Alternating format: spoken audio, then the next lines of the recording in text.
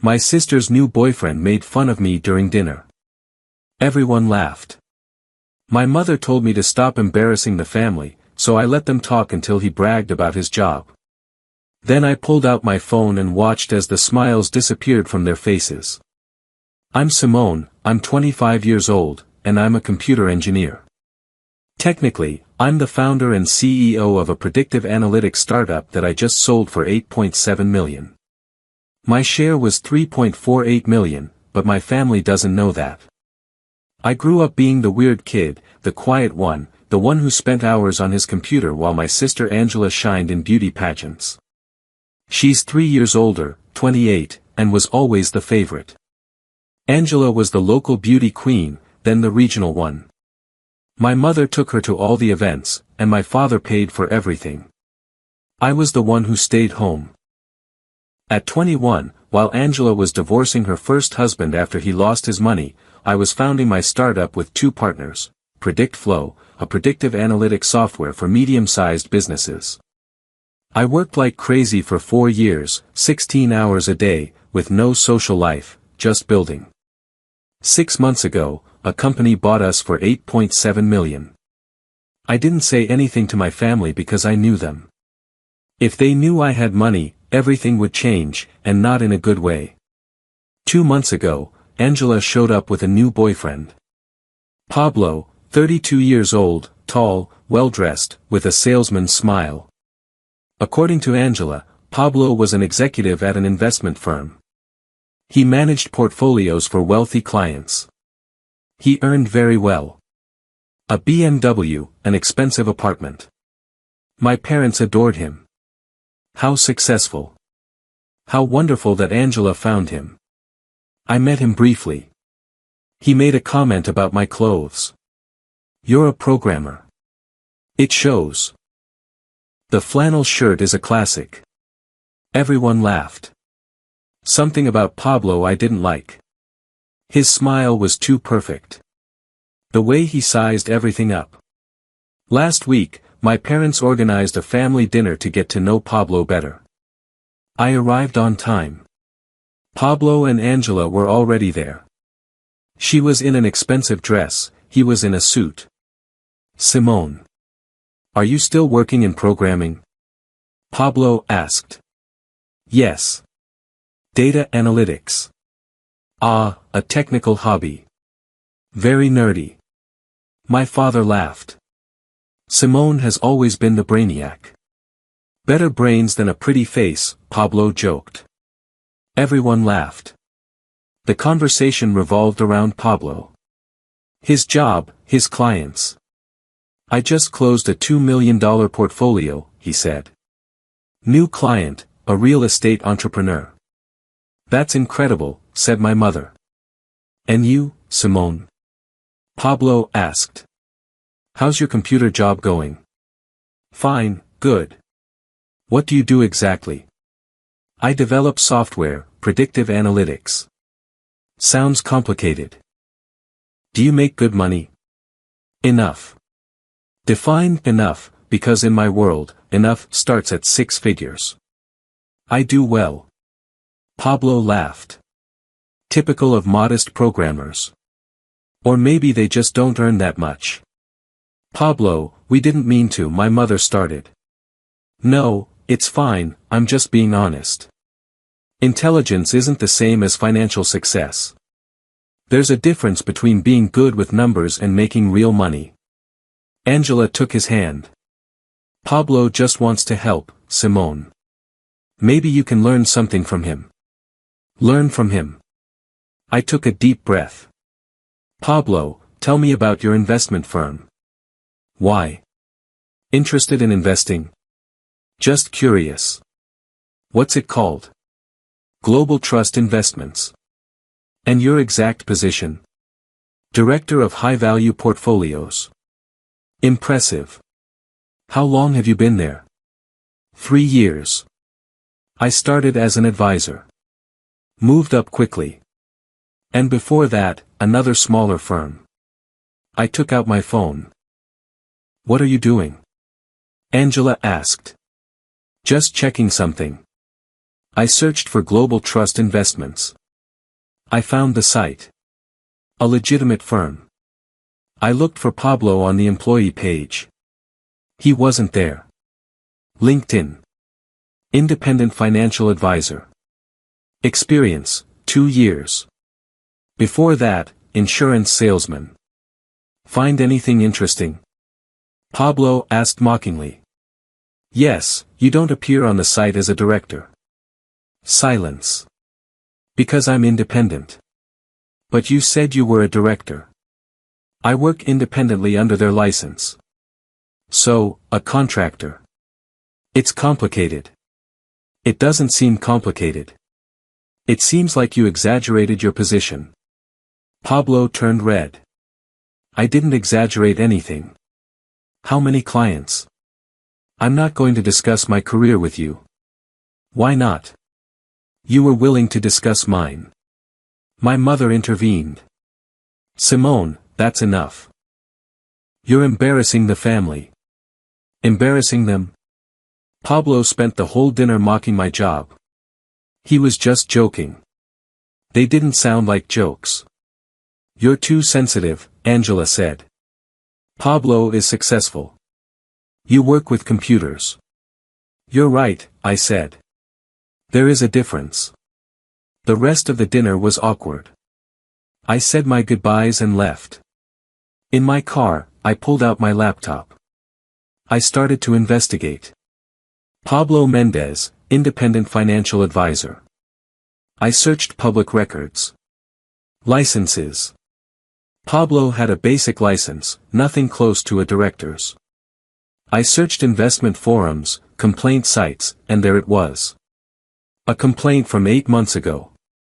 Beware of Pablo Mendez, he promised me 15% returns. I invested $20,000. I never saw a cent. Another one, he convinced me to invest in an exclusive fund. It didn't exist. I lost $15,000. More complaints, a pattern. Pablo wasn't an executive, he was a low-level scammer. Small pyramid schemes. He promised high returns, took the money, disappeared. I kept digging. His BMW was leased. The apartment was rented too. Everything was borrowed. Pablo was living a lie. And my sister had fallen for it. My family adored him. They saw him as Angela's savior. But I knew the truth, and I had a decision to make. I could confront Pablo now, show my family the proof, but I knew Angela, I knew my parents. They would defend Pablo. They would say I was jealous, that I was making things up, that I was the weird brother trying to ruin Angela's happiness. No. I needed something irrefutable, something they couldn't ignore. I spent the next few days digging deep. I used my connections in tech, accessed public databases, tracked online activity. Pablo had a clear pattern. He operated in 6-month cycles. He'd find victims, convince them to invest in exclusive opportunities. He'd take the money. When they started asking for returns, he'd make excuses, market problems, administrative delays. Eventually, he'd disappear or return a fraction of the original money. I found 5 victims in the last 2 years, all with similar stories. Losses between $10,000 and $25,000 each. I also discovered something more disturbing. Pablo had an account on a forum for financial advisors where he shared strategies with other scammers, how to manipulate clients, how to build trust, how to avoid lawsuits. I took screenshots of everything, conversations, complaints, public financial records. I also found a video from a year ago where Pablo was promising a small group 20% returns in 6 months. Impossible, completely illegal. Then, I waited. 2 weeks later, Angela called, excited. Simone, I have incredible news. Pablo and I are getting married. What? Yes. He proposed last night. It was perfect. The wedding will be in 3 months.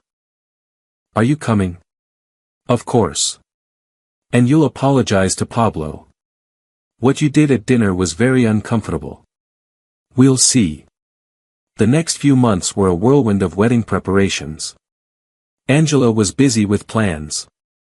My parents were helping with the costs. Pablo played the part of the perfect fiancé. I continued my investigation, compiling and meticulously organizing every piece of evidence. I also contacted a lawyer specializing in financial fraud. I showed him everything I had on Pablo. Is this enough for the authorities to act? I asked. He reviewed everything carefully. Yes. Financial fraud. Multiple documented victims. A consistent pattern. If you present this to the Financial Regulatory Commission, they will investigate. They will likely press criminal charges. When can we file it? Whenever you want. In 5 days. On the day of the wedding. The lawyer looked at me, surprised. Are you sure you want to do this at his wedding? Completely sure. I also prepared a presentation, a short 10-minute video with all the evidence clearly organized. Screenshots, video testimonies from victims who agreed to speak with their faces blurred to protect their identity.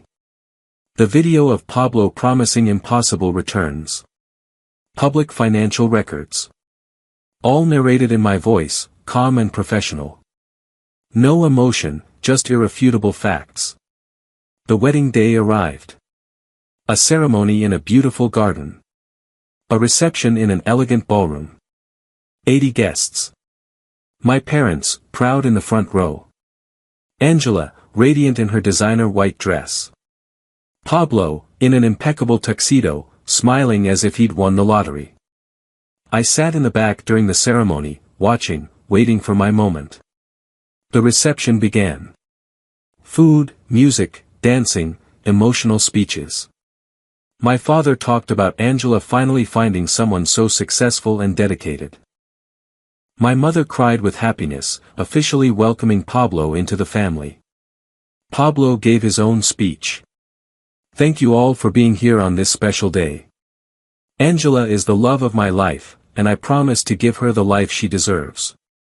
A life of success, stability, and happiness. Applause, laughter, general bliss. Then I stood up and walked to the front where the projector was set up for the couple's photo slideshow. Simone, what are you doing? Angela asked, confused. I have a gift for the newlyweds. A very special presentation. Pablo looked at me with immediate suspicion. That's not necessary, Simone. I insist. It's important that everyone sees this. I connected my laptop to the projector. The large screen lit up. Everyone, please pay attention. This will only take a few minutes, but it's crucial. My mother tried to stop me, rising from her chair. Simone, this is not the appropriate time. It's exactly the appropriate time. I pressed play. The video began. My voice filled the room, calm and professional. Pablo Mendez, independent financial advisor. Or so he says. The truth is very different. The screen showed Pablo's LinkedIn profile next to the Global Trust Investments website. Pablo claims to be the director of high-value portfolios, but he doesn't appear in any official records of the firm. Murmurs began to spread through the audience. Pablo went visibly pale. The video continued. Screenshots of client complaints. In the last 2 years, at least 5 people have reported significant financial losses after investing with Pablo. Amounts ranging from $10,000 to. Then the video testimonials appeared, faces blurred, but voices clear. He promised me 15% returns in 3 months. I never saw my money again. He convinced me it was an exclusive investment opportunity. It was a complete lie. Pablo tried to stand up, his voice trembling. This is ridiculous. Turn that off right now. Sit down, I said in a firm voice. It's not over yet. The video showed the clip of Pablo promising 20% returns. As you can see, Pablo makes financial promises he cannot keep, promises that are legally fraudulent. Finally, the conclusion. I have submitted all of this evidence to the Financial Regulatory Commission. A formal investigation will begin next Monday. Pablo Mendez faces potential criminal charges for financial fraud. The video ended. Absolute silence in the room. Pablo was shaking. This is a lie. Simone is jealous. He's making it all up because he can't stand to see me happy with his sister. I'm not making anything up. Everything is documented. The authorities have copies. Angela looked at me with tears in her eyes. Why would you do this? At my wedding, in front of everyone. Because it's the truth. And someone had to say it before it was too late. The room erupted into chaos. People shouting, Pablo denying everything, Angela crying, my parents looking at me with a mixture of shock and fury. Pablo tried one last defense. This is revenge. Simone has always been jealous of me, of my success, of my relationship with Angela. I pulled out my phone. This isn't revenge, it's protection. And I have more. I showed the screen to the nearest guests. Here is the confirmation email that the Regulatory Commission received my report. Dated 3 days ago. Pablo tried to leave. 2 of the guests, who turned out to be former clients, as I later discovered, blocked his path. You scammed me out of $8,000 a year ago. The venue's security arrived. Pablo was escorted out. Angela followed him, screaming at me, you ruined my life. You're a terrible brother. I didn't answer, just packed up my laptop. My father approached me. This went too far, Simone. Too far. Would you have preferred Angela to marry a scammer, to eventually lose her money, or worse, become legally tied to him when he got arrested? You could have told us in private.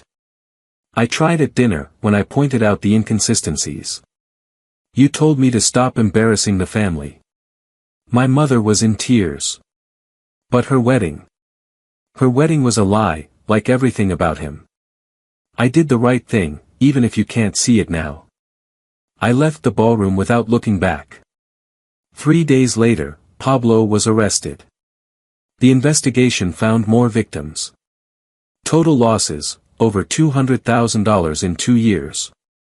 He was charged with financial fraud and jailed with a high bail he couldn't pay. Angela had the marriage annulled, which technically hadn't even been legally consummated. She moved back to my parents' house, devastated and ashamed. My parents didn't speak to me for 2 weeks. Finally, my father called. Simone, we need to talk. We met at a neutral, public cafe. You were right, my father said in a low voice. About Pablo. About everything. I know. But the way you did it.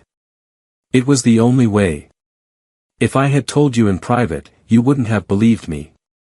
You needed to see it. Everyone needed to see it. My mother spoke. Angela is destroyed. She should be. But imagine if I had done nothing. If Pablo had scammed her later, or if she had become an unknowing accomplice. It would have been worse. Silence. There's something else you should know, I said. My computer job. I sold my company 6 months ago for $8.7 million. My share was $3.48 million. My parents were frozen. For years, they had treated me as the secondary child, the weird one, the one who wasn't successful like Angela. But I had built something real, without help, without bragging. Why didn't you tell us? My mother asked. Because I knew how you would react. How are you reacting now? Surprised. Because you never really saw me.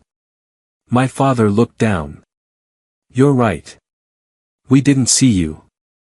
We assumed. Yes, you assumed. Can you forgive us? My mother asked.